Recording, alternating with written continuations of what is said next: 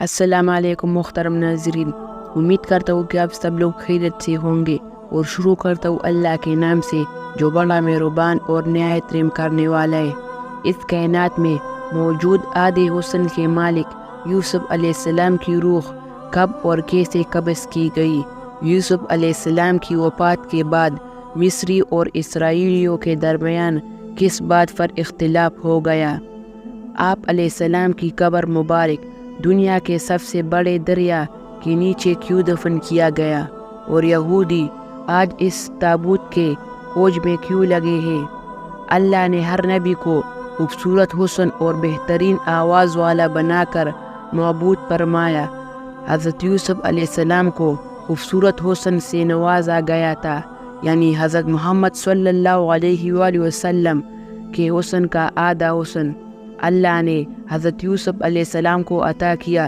یوسف علیہ السلام کا قصہ قرآن مجید میں موجود سب سے طویل قصہ ہے کہ کس طرح سوتیلے بھائیوں نے آپ کو حسد کے بنا پر کنویں میں پھینک دیا۔ آپ کو مصر کے بازار میں بطور غلام بیچ دیا گیا، اور عزیز مصر کی بیوی نے آپ کو جیل میں قید کروا لیا۔ لیکن ان تمام مصائب و مشکلات اور آزمائشوں کے باوجود حضرت یوسف ایک دن مصر کے طاقتور حکمران کے عہدے تک پہنچ گئے۔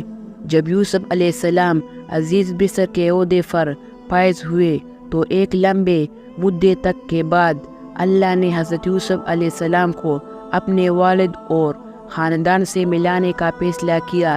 لہٰذا حضرت یعقوب اپنے اہل خانہ کے ساتھ مصر آئے، اور 40 سالوں بعد باپ بیٹے آمنے سامنے ہوئے۔ دونوں کا دل تڑپ اٹھا اور دونوں دیر تک ایک دوسرے سے گلے لگا کر رہے۔ روایتوں کے مطابق حضرت یوسف علیہ السلام کے پورے خاندان یعنی بنی اسرائیل، آپ کے 11 بھائی، ان کے اہل بچے اور حضرت یعقوب کے پوتے پوتیاں سب نے مصر میں آ کر سکونت اختیار کر لی، اور مصر کے بادشاہ نے بنی اسرائیل کو زمین کا ایک ٹکڑا عطا کیا جہاں انہوں نے آباد ہونے کی اجازت ملی۔ آہستہ آہستہ مصر میں بنی اسرائیل بہت طاقتور ہو گئے۔ حکومتی عہدوں سے لے کر تجارت اور سیاست میں بھی اسرائیلیوں نے حصہ لینا شروع کر دیا۔ جب حضرت یوسف علیہ السلام کی عمر 100 برس ہوئی اور حضرت یعقوب 147 برس کے ہوئے تو اللہ کا حکم ہوا کہ حضرت یعقوب کی روح قبض کر لیا جائے۔ لہٰذا ملک الموت نے حضرت یعقوب کی روح قبض کر لی۔ جب اپنے والد کی وفات کی خبر حضرت یوسف کو ملی تو اپنے سر سے تاج اتار کر پھینک دیا، اور ان کے بدن پر جو ریشمی لباس تھا اسے فارا فارا کر دیا، اور بے چینی کے عالم میں دوڑتے ہوئے اپنے والد کے جنازے پر پہنچے۔ یوسف علیہ السلام باپ کے جنازے کو دیکھ کر بے تحاشا رونے لگے، اور روتے ہوئے آسمان کی طرف دیکھا۔ آسمان کے دروازے کھل گئے، اور انبیاء کے روحیں اور فرشتے حضرت یعقوب کے جنازے کی طرف آئے۔ انہوں نے حضرت یعقوب کے جنازے کو نور سے غسل دیا، اور انہوں نے بیت المقدس میں دفن کیا۔ یوسف علیہ السلام اس روحانی نظارے کو دیکھ رہے تھے۔ جنازے کی نماز ادا کرنے کے بعد آپ علیہ السلام اپنے دربار میں واپس آئے۔ آپ غموں سے چورتے۔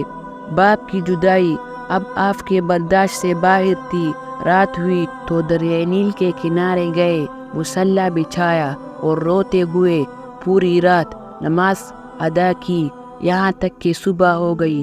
اس وقت جبریل علیہ السلام نازل ہوئے اور حضرت یوسف علیہ السلام سے فرمایا، اے یوسف، آپ کے والد کی عمر تمام ہو چکی تھی، اس لیے خداوند نے انہیں اپنی طرف بلا لیا، لیکن ابھی آپ کا وقت نہیں آیا، لہٰذا آپ اپنے رب کی عبادت کیجیے اور اس زندگی کو آخرت کے لیے موزین کر لیجیے، کیونکہ موت کا وقت آئے گا تو مہلت نہ دی جائے گی۔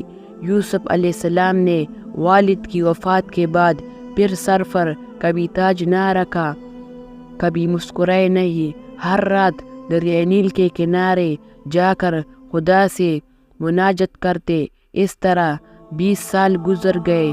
یہاں تک کہ ایک رات حضرت یوسف نے خواب دیکھا کہ ان کے والد یعقوب اور دادا اسحاق ان سے کہہ رہے ہیں کہ اے یوسف، اب ہمارے ملنے کا وقت قریب آ چکا ہے، 3 دنوں کے اندر ہماری ملاقات ہوگی۔ روایت ہے کہ یوسف علیہ السلام نے ان 3 دنوں میں باپ کو دیکھنے کی خواہش میں اتنی گہری وزاری کی کہ ان کے والد حضرت یعقوب نے بھی ان 40 سالوں میں اتنی گہری وزاری نہیں کی ہوگی۔ پس تیسرے دن ملک الموت آئے اور یوسف علیہ السلام سے فرمایا، اے یوسف، آپ کی مدت ختم ہو چکی ہے اور آپ کے آباء و اجداد آپ کے منتظر ہے۔ لہذا یوسف علیہ السلام نے سر تسلیم خم کیا اور ملک الموت نے ان کی روح قبض کر لی۔ جب یوسف علیہ السلام کی روح جسم سے جدا ہو رہی تھی تو بھائیوں نے گریزاری کرنا شروع کر دیا۔ بنی اسرائیل میں ویلا مچ گیا۔ یوسف علیہ السلام کی وفات کے بعد آپ کے جنازے کو اٹھایا گیا۔ مصریوں نے جنازے کو دیکھا تو شور مچ گیا، ہر جانب سے آؤ فہا کی آوازیں بلند ہونے لگی۔ اب مصریوں کا ہر قبیلہ اور گروہ یہ چاہتا تھا کہ یوسف علیہ السلام کو ان کے علاقے اور زمین میں دفنایا جائے تاکہ ان کی بستی میں خیر و برکت ہو۔ ایک گروہ نے کہا یوسف نبی کو کناہ کے دروازے پر دفن کیا جائے، کچھ نہ کہا کہ کسی اور جگہ پس اللہ نے اس وقت دریائے نیل کے پانی کو بند کر دیا اور اچانک نیل سوکھ گیا۔ لہٰذا اللہ کے اس قدرت سے اہل مصر سمجھ گئے کہ یوسف علیہ السلام کے جسم مبارکہ کو نیل میں دفن کرنا چاہیے تاکہ دریا کا پانی آپ کی قبر کو چھو کر گزرے اور تمام مصر والوں اس پانی سے برکت حاصل کر سکے۔ چنانچہ یوسف علیہ السلام کے جسم مبارک کو سنگ مرمر کے صندوق میں بند کر کے دریائے نیل میں دفن کیا گیا۔ روایتوں کے مطابق جب ایک عرصے بعد بنی اسرائیل فرعون مصر کے غلام بن گئے تو موسیٰ علیہ السلام کی رہنمائی میں انہوں نے مصر سے ہجرت کیا، لیکن ہجرت کے دوران موسیٰ علیہ السلام راستہ بھول گئے اور بنی اسرائیل کے قریب بھٹکنے لگے۔ بنی اسرائیل نے بہت کوشش کی لیکن انہیں صحیح راستہ نہ ملا۔ اس پر بنی اسرائیل کے بزرگوں نے کہا کہ یوسف علیہ السلام نے اپنے وفات سے پہلے یہ وصیت کی تھی کہ اگر تم لوگ کبھی مصر سے نکلو تو میری تابوت کو بھی اپنے ساتھ لے جانا۔ لہٰذا جب تک آپ یوسف علیہ السلام کی لاش مبارکہ کو اپنے ساتھ نہ لے جائیں گے تو راستہ نہیں ملیں گا۔ امید کرتا ہوں کہ آج کی ویڈیو آپ کو پسند آئی ہوگی۔